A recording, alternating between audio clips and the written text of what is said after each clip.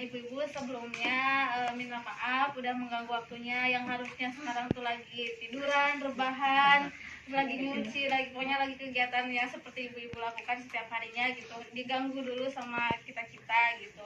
Mohon maaf. Nah, di sini kan kami mau memberikan sedikit penyuluhan. Mungkin kalau dibilang penyuluhan, belum ke penyuluhan karena kami juga masih belajar ya ibu-ibu. Apalagi harusnya kita tuh lebih banyak belajar lagi kepada ibu-ibu di sini gitu. Nah, tapi sedikitnya kita itu akan memberikan sedikit pengetahuan tentang seputar keluarga berencana. Nah, di sini kan banyak sekali pematerinya ya, insya Allah. Semoga apa yang mereka sampaikan dapat ibu-ibu cerna dan bisa bermanfaat gitu. Nah, sebelum kita melakukan penyuluhan ini, mari kita membaca basmalah bersama-sama. Bismillahirrahmanirrahim. Nah, untuk mempersingkat waktu, kita lanjut aja ya Ibu ke penyuluh pertama tentang kesehatan reproduksi lansia. Nah, cuman ayah reproduksi lansia seperti ibu ini ya Nek. Iya, Tadi enggak ada ibu mah, padahal kena sekarang. boleh sampai-sampai. Oke. Saya ya Bu. Bismillahirrahmanirrahim. Assalamualaikum warahmatullahi wabarakatuh. Waalaikumsalam. Perkenalkan, nama saya Siti Nurasya Rohma. Saya dari jurusan Bimbingan Konseling Islam dari semester 5 dari Fakultas Dakwah dan Komunikasi UIN Sunan Gunung Jati Bandung. Nah, di sini saya akan sedikit memberikan tentang penjelasan kesehatan reproduksi pada lansia. Nah, ibu-ibu di sini umurnya berapa? Yang lansia ini berdua. Kalau yang lain 30 aja Bu. yang lainnya 30-an. Nah, ya. Nah, jadi menopause ya. Di sini saya akan menjelaskan tentang lansia. Lansia ini kan umurnya 40 sampai 50 ke atas lah ya. Nah, jadi di sini ada yang namanya menopause. Menopause itu apa sih, Bu? Menopause itu berhentinya seorang perempuan untuk haid gitu, atau haid ataupun hamil melahirkan. Nah, itu akan terhenti di saat usia menopause. Usianya berapa? Paling cepat itu usia menopause itu 40 tahun sampai 49 tahun ya. Jadi ibu-ibu kalau misalkan usianya 49 tahun itu menopause-nya berarti terlalu cepat gitu ya. Terus di sini juga ada faktor-faktor yang mempengaruhi menopause itu tersendiri ya. Yang pertama usia haid. Kalau misalkan usia haidnya semakin cepat gitu ya terhentinya, misalnya 1 bulan ini di usia 40 tahun kok 1 minggu cuman 2 hari, 3 hari haidnya, kadang nggak lancar gitu. Nah, itu juga bisa mempengaruhi percepatan menopause gitu. Terus yang kedua jumlah anak. Kalau misalkan semakin banyak anak, misalnya di usia 40 tahun, 43 tahun masih bisa hamil, masih haid, nah itu juga akan memperlambat usia menopause. Seperti mama saya, Bu, mama saya juga usianya 40 tahun ya, waktu itu hamil adik saya. Jadi sampai sekarang pun beliau sudah punya cucu belum menopause gitu, baru cucunya punya 1 gitu ya. Baru 43-an lah sekarang tuh umurnya. Terus juga faktor psikis. Kalau misalkan faktor psikis, misalnya seorang wanita yang mengalami pengangkatan rahim, misalnya punya kista ya Bu, punya kista terus rahimnya diangkat, itu juga akan mempercepat usia menopause gitu.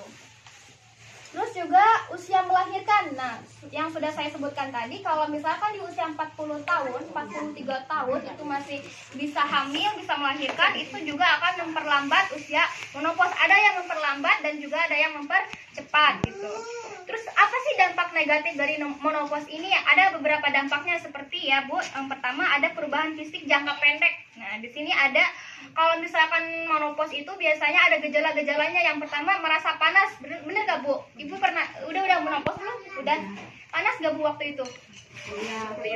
Panas gitu badan tuh. Iya, ibu saya juga gitu. Panas ya Bu. Terus juga kelainan pada kulit juga agak kering gitu, agak keriput ya gitu. Terus gigi juga mulai pada renggang. Terus sendi juga biasanya duduk tuh sakit, selalu sakit ya, pokoknya udah serba sakit lah ya sendi-sendinya gitu. Terus juga ada vagina kering. Biasanya kan di usia remaja, usia kami ini biasanya masih mengalami yang namanya keputihan ya. Kalau misalnya sudah menopause itu sudah lagi tidak mengalami keputihan, akan mengalami vaginanya kering gitu ya. Kalau misalkan kalau udah menopause gitu. Terus juga tidak dapat menahan air seni. Jadi udah nggak bisa lagi menahan pipis gitu Bu, kalau misalkan sudah menopause biasanya. atau gejala-gejalanya, misalnya gejala menopause biasanya sudah nggak bisa menahan air seni, udah nggak bisa nahan pipis gitu.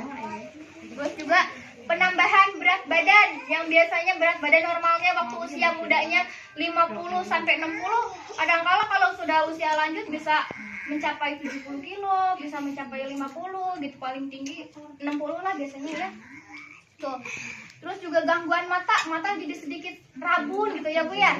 Rabun gitu, mata juga berkunang-kunang gitu. Terus nyeri tulang dan sendi, biasanya bagian-bagian lutut ya sakit ya. Gitu. Pusing gitu ya. Terus kalau jangka panjangnya nih Bu, jangka panjangnya yang sangat berbahaya Bu. Jadi usia menopause yang ada tuh faktor-faktor yang membahayakan di usia menopause biasanya itu. Jadi apa ya, kalau pengaturan sendi ini biasanya lebih sulit gitu kalau udah tua, kalau sendinya udah sulit gitu ya. Jantung koroner, biasanya jantung koroner ini ketika usia menopause sakit jantung kayak berdebar-debar gitu, lebih sensitif gitu ketika mendengar suara yang keras-keras, jadi sakit jantung gitu ya Bu, kaget gitu. Terus pikiran tuh udah kayak banyak pikiran gitu, kayak banyak perasaan tuh, banyak masalah gitu ya Bu ya, kayak ini keluarga begini gitu. Nah itu biasanya usia menopause tuh seperti itu. Jadi biasanya usia menopause atau nenek-nenek itu biasanya kembali lagi ke usia sebelumnya. Air putih gitu. Terus juga pakai baju yang ini apa namanya, yang tipis kayak pakai daster gitu, itu akan mengurangi rasa panas gitu. Terusnya jadi gerah terus lah bawaannya ya biasanya gitu kan. Terus juga mengkonsumsi kedelai Bu. Jadi ibu-ibu yang masih usianya 30 tahun yang belum mengalami menopause ataupun lagi mengalami gejala menopause itu usahakan makan makanan seperti kedelai apa aja tuh Bu, seperti itu juga sebagian dari olahraga gitu ya Bu ya. Gitu kan.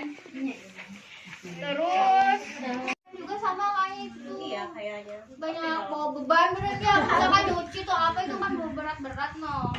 Makanya lahirnya prematur. Nah iya itu, makanya kalau misalkan lagi hamil ya Bu, misalkan lagi hamil diusahakan banyak-banyak istirahat, jangan terlalu banyak aktivitas, walaupun aktivitas yang sedang-sedang aja, yang ringan-ringan gitu ya. Boleh kita beraktivitas tapi jangan terlalu yang berat-berat, misalkan bawa akan cucian yang berat, nah itu jangan ya Bu. Kalau itu kan kerjaan ibu-ibu pasti.